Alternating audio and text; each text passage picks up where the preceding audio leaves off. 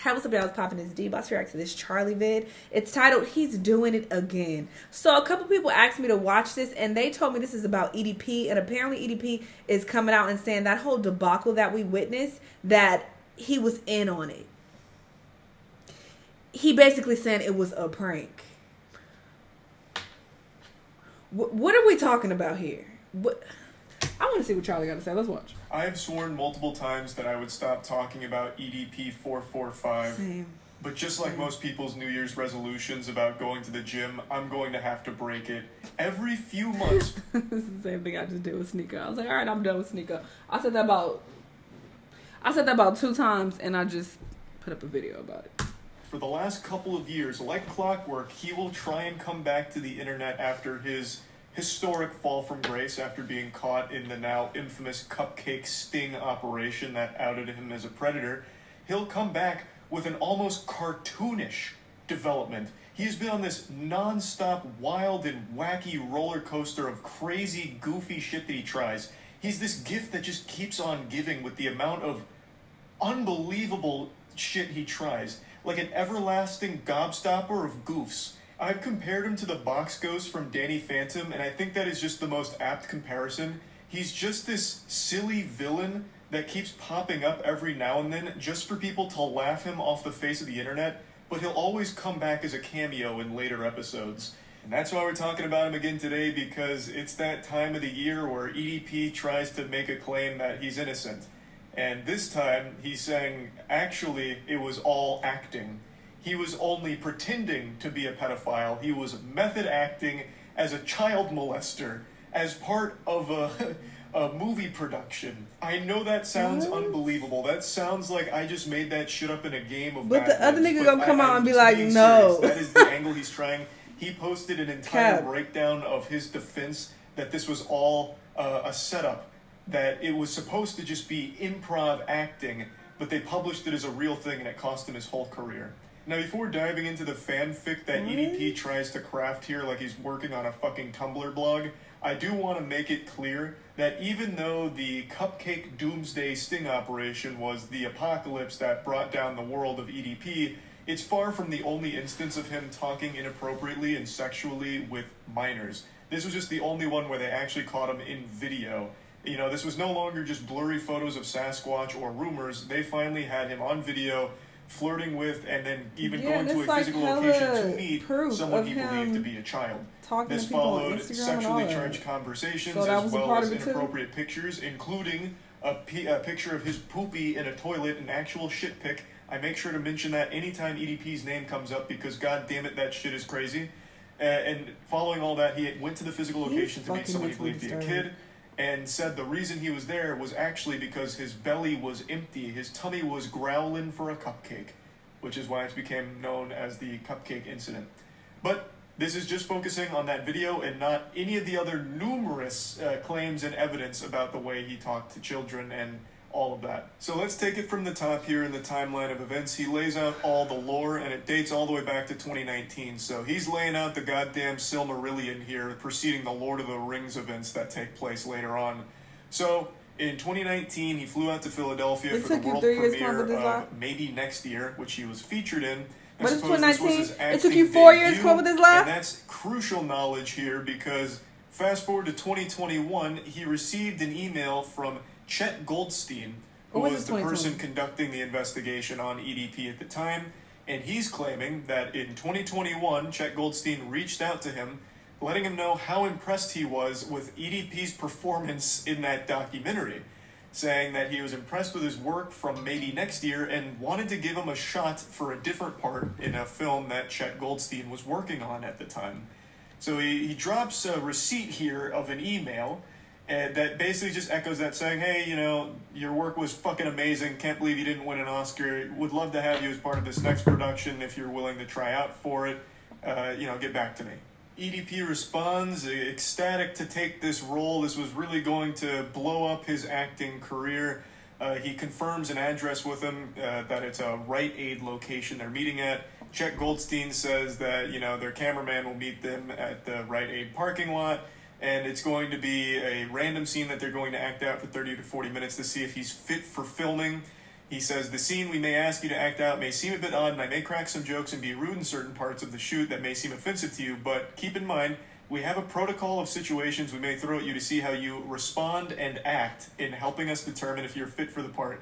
If selected for the part for the film we're shooting in Bakersville in October, we'll reach out in 7 to 14 business days for our meeting. Please message me back to confirm this date. This all is fake. So this is his bombshell, shocking revelation plot twist moment where you see Chet Goldstein actually was just wanting me to act, improv to make sure I was, up to snuff here with the role that I'd be required to play for his production.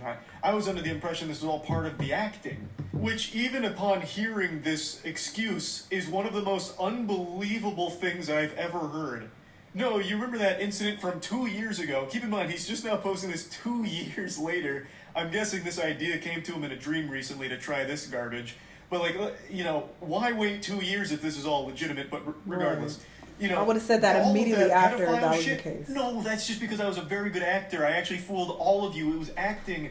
But I'm really upset because, I was misled. I was instructed to improv. I had no idea this was going to be the result. But I know what you're thinking. Charles, he posted receipts. He posted emails right there. There's proof. There's evidence to support these outrageous claims. Why is he so bold? Sometimes reality can be stranger than fiction. And to that I say, I do not like those green eggs and ham. I do not like them, Sam, I am. These are fucking poorly photoshopped emails that he posts. I'm trying to look at my emails. I'm like, Photoshop or crop it correctly. Look at Chet Goldstein's name. Yeah. You can still see some of the black flakes at the top where Chet Goldstein was pasted on top of whatever this email originally was. And none of it's even centered in the first place. It doesn't even convincingly look like real emails. It is awful. It is terribly done. And to go even a step further, I can literally hear EDP's voice in the Chet Goldstein text here. He caps locked respond and act, as if that's supposed to drive the point home, no, look, it's real. This is super real because respond and act. And why would that be? That's a key word. I'm going to have to capitalize that one so that way people know that this is key. It's blatantly fake. These aren't real emails. But you know what? I'm always willing to play ball and suspend disbelief. Let's assume that this is real somehow. And the odds of this being even remotely real are beyond minuscule, incalculably low odds. But let's assume they are. It still doesn't explain away all of his other repeated behavior with the way he talks to minors or anything like that. And it doesn't even explain away the video itself. There's nothing in there that even gets corroborated with these emails he releases. Nothing checks out, even still, with the video itself and the claims he's making. He did an interview with an AI, I guess. I don't really know, but he's doing this interview with some kind of AI interviewer using some kind of fucking voice modulator, and the way he explains it is even more silly. He had his business card attached to the email. Okay, that was shortly after the movie, maybe next year or so. You put kind of 2 and 2 together, and everything aligned to this actually being an opportunity for you. Correct, yes. Okay, so Chet emails you and tells you to meet him at the apartment complex? I'm sorry, maybe I'm not understanding. Well, again, the original meetup spot was at the Rite Aid. In what fucking solar system would someone be so stupid as to get a random email from someone claiming to be a movie producer who just reached out to you with a cold call saying, hey, your fucking performance in this documentary was superb, spectacular stuff. Come meet me at a Rite Aid where I'm going to have you play a child predator. Would you think that that's a good opportunity? So let's assume he didn't know he was going to be acting as a pedophile. The second that they start spitballing this improv at him, okay, so all of these chat logs with this child, you're a pedophile. Why would he play along with it? What opportunity did you think this was? How would portraying a child molester be this golden goose for you? You were already a successful YouTuber with millions of subscribers, but this was your ticket to the big time? This role you thought you were playing, the role of method acting a fucking pedophile? That makes no sense. That is inexplicably ridiculous. You know what I mean? And then the camera guy, Javier, he actually he's slow. Me over to the apartment He's complex. fucking slow. So this is stupid. in the fucking email, it was just, boom, right here at the Rite Aid. And then camera guy is the one who walked me over to the apartment complex. This is the first time I've ever seen this fucking apartment complex. You know what I mean? This does absolutely nothing to help proclaim his innocence here. If it was at the Rite Aid or the apartment complex, it doesn't fucking change anything. The clips he's showing, the Rite Aid only comes into frame when EDP is leaving after they're talking about calling the cops and everything. That is when he is actually, like, making his grand getaway from this situation. He starts by going up to the apartment complex and then leaves going out by the Rite Aid. Do you have any indication on what you're walking into, what type of scene you're going to be acting out? He didn't tell me shit, basically. You know what I mean? He basically just said, hey, we got some chat logs here. We want to improv this bitch. Go along with it. I'm just like, all right, cool. So, and then again, you know what I mean? It's like, how the fuck was I supposed to know this was a goddamn, how the fuck was I supposed to know that this was a goddamn setup? Like, it's like, you have fucking business cards, you have the official wavelength bullshit, you know what I mean? Motherfuckers is emailing you and shit. It's like, anybody in their right fucking mind would have thought that this was legit. I speak for every single living, breathing human being on this planet in saying that nobody in their right mind would have thought this is legit at all. I will suspend disbelief yet again here to just toy around with this idea. Why the fuck would you even improv this kind of scene? Did you want the role of a pedophile? Right, Did you want that to be your acting legacy? The follow-up to your magnum opus performance in maybe next year you wanted to be the child predator? What sense does that fucking make? This is the dumbest defense ever. And he doesn't even do anything to, like, somehow explain away everything he says and does in the video itself. None of this explains any of it. And this fucking email screenshots are fake emails to begin with. The whole thing is so stupid. But it is laughable that he is actually trying this with a straight face. Obviously, this is yet again another desperate attempt to prove that he's never been a child predator, even though there is overwhelming amounts of evidence, even outside of this big video that came from it.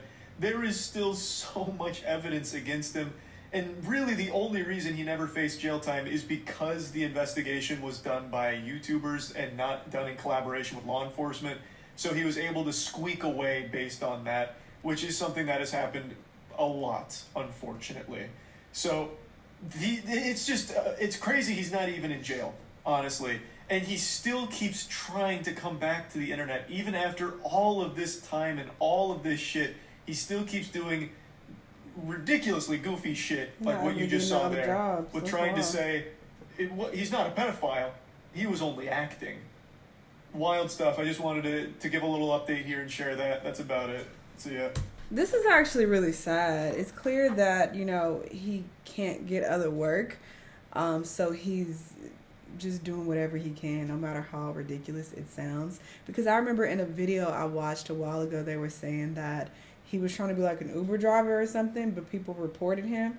They recognized him and they started reporting him, and then Uber fired him. So it's clear that he's not able to, find regular work. So he's just like grasping at straws and just trying to do whatever he can. But this is fucking stupid. You should have thought a little bit harder and tried to tweak these emails a little better, or come up with a different story. This is a really stupid one, like really, really stupid. I can't. Y'all let me know what y'all think though. Let me know what other videos you want to watch, and I'll see y'all the next time. Bye.